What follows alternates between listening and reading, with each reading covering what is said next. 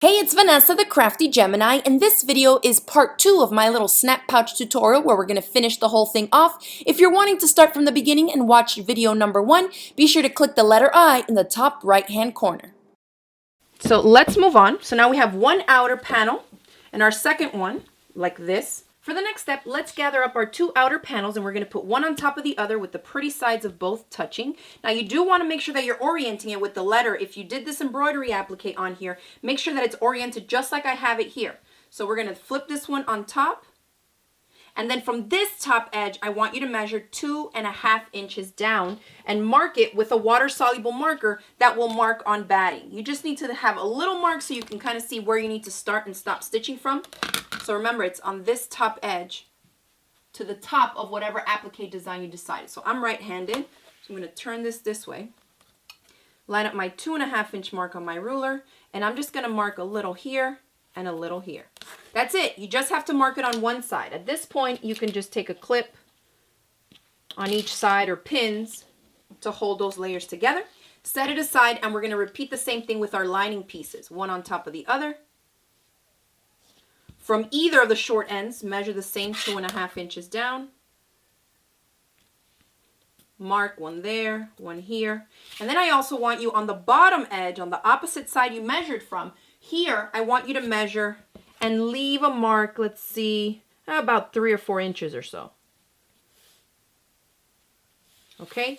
And this is going to stay open. So you don't want to stitch in that mark, in this area. You need to leave an opening here in the lining portion at the bottom so you can flip the whole thing right side out. That's what's going to give us that nice, professional, and finished look on all the inside seams of our pouch. Now for sewing this up, we're going to head over to the sewing machine. We're going to start stitching at one of the marks that we made, okay? Back stitching at the beginning there. We're going to come down, and I'm just using a 1/4 inch seam allowance. I'm going to come down to the corner and pivot on the other corner, and then I'm going to stop at the other mark. Meaning from here, from the marks that you made upwards, there should be no stitching anywhere here. You're just stitching across this bottom edge, making sure to back stitch at the beginning and at the end. I'm going to put a couple pins. And we're going to head over to the sewing machine to stitch these guys up. And I'm back stitching at the beginning and at the ends. And I'm just using a 1/4 inch seam allowance.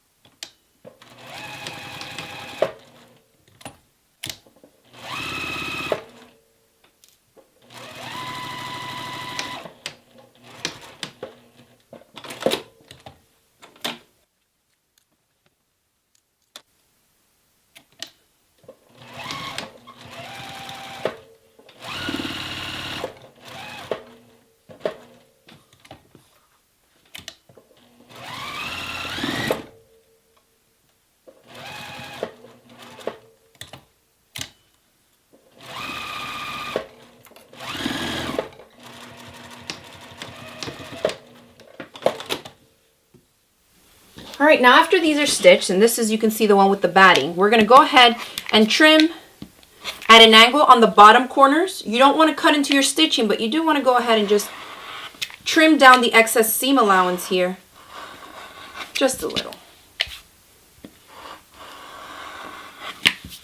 Repeat to the lining fabric. And you don't want to trim away where the opening is. Just stick to the corners and the sides.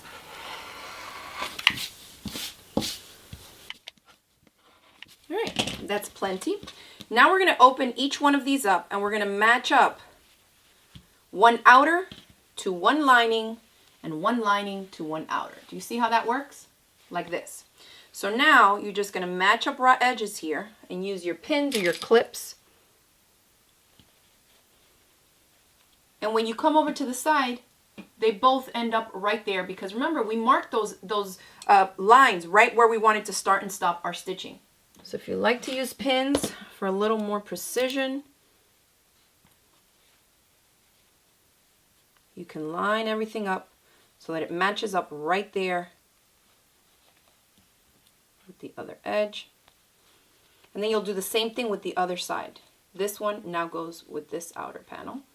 And you can see my marked line goes right to where that begins.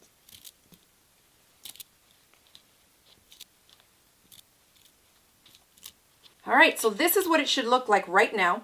And we're gonna head over to the sewing machine. What we're gonna do is stitch through both layers, an outer panel and the lining fabric. We're gonna again do what we just did. Right at that point where we're supposed to be starting and stopping, we'll back stitch, and then we'll come down, pivot on the corners, and come all the way and stop where the other line of stitching stopped. And then that's one side. And then you're gonna do that, flip everything over so you don't catch this in here. You don't wanna stitch through all this. Make sure that you're only stitching through the areas that you pinned. So one lining panel and one outer panel.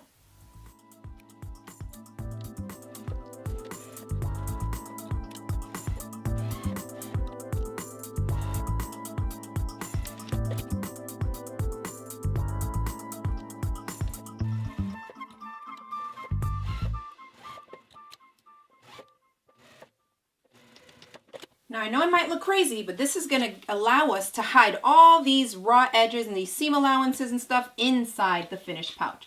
So this is what your project should look like at this point. So now we'll do what we did before, and that's trim away a little bit off the corners, the edges. Again, being careful not to trim away our stitches.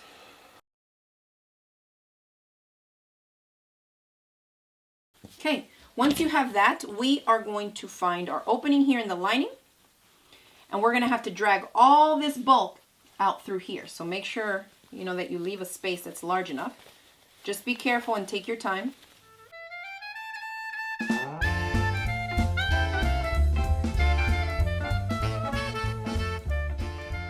All right, so after that looks pretty good, I just tug on the ends here to push those raw edges in, and I will top stitch this shut right at the sewing machine. All right, so we stitched up that opening in the lining.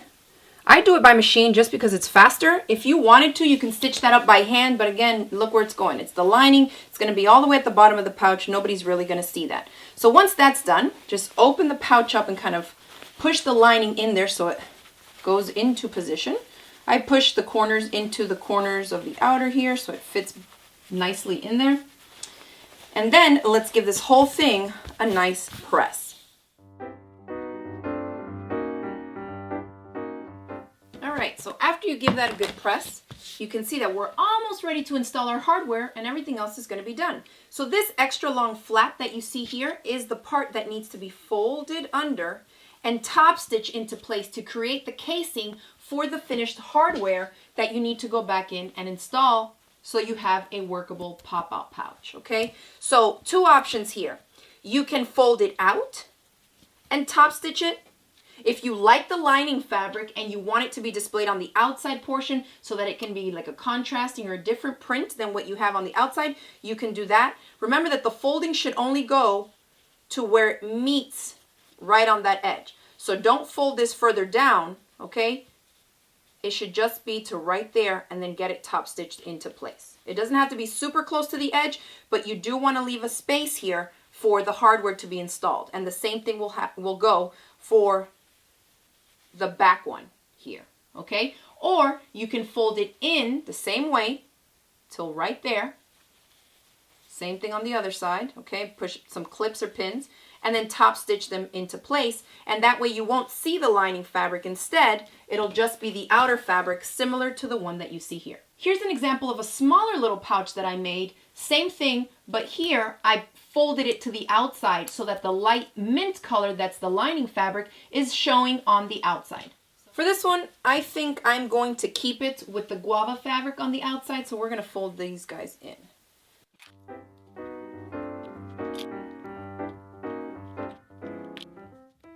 All right, so we have both of them clipped into place. I'm going to start off with one and just top stitch close here to create the casing. Back stitching at the beginning and at the ends.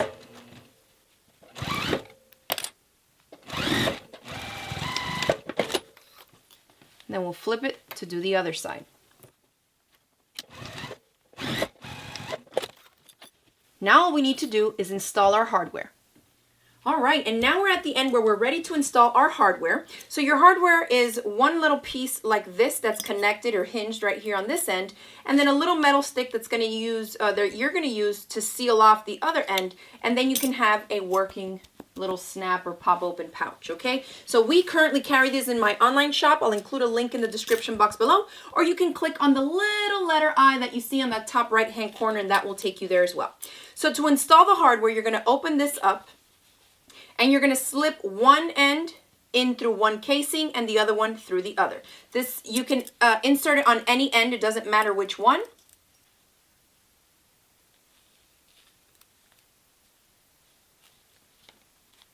So that one's through. For the next one, you're going to bend it because this is flexible. Bend it and get it to go in the other one. You can also, if it was pretty easy to get that one in, just slide it out a little to give yourself some more space to get that one in. Okay? You want to get them just so that you end up with both pieces coming out on the opposite end. When they're fully inserted, we can kind of scrunch the casing fabric back. Now pushing back the casing so we can expose all this, we're going to push them together, trying to do it with all the bulk that you've built up in there. Alright. So I've squished them together there, and you can see that you should try to get them aligned so it's one equal and even line made up of these kind of tubular little tunnels. And once you have them in position, you want to go ahead and grab the little metal one. And if you look on one end, it's going to be flat. The other end is going to be open. So that's the side that you want to slip this in through.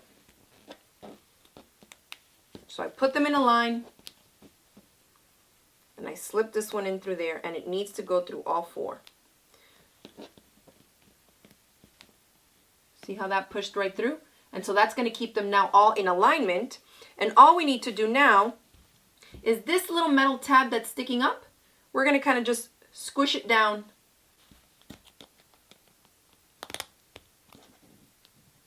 Okay? Make sure it's nice and snug. Perfect. So it's nice and smooth. The rod is in position. It's not coming out. Now we can go and carefully kind of pull that casing back into place to cover up until the ends there. You can give this another little quick press if you want to, just to get rid of some of these creases that we created there. And that is it. Your little pop-out pouch is complete. So I hope you enjoyed this video tutorial. If you did, make sure to hit it with the thumbs up below, and don't forget to subscribe to my channel so you don't miss out on any of my future videos. Remember, I've included links in the description box below on where you can find all the supplies.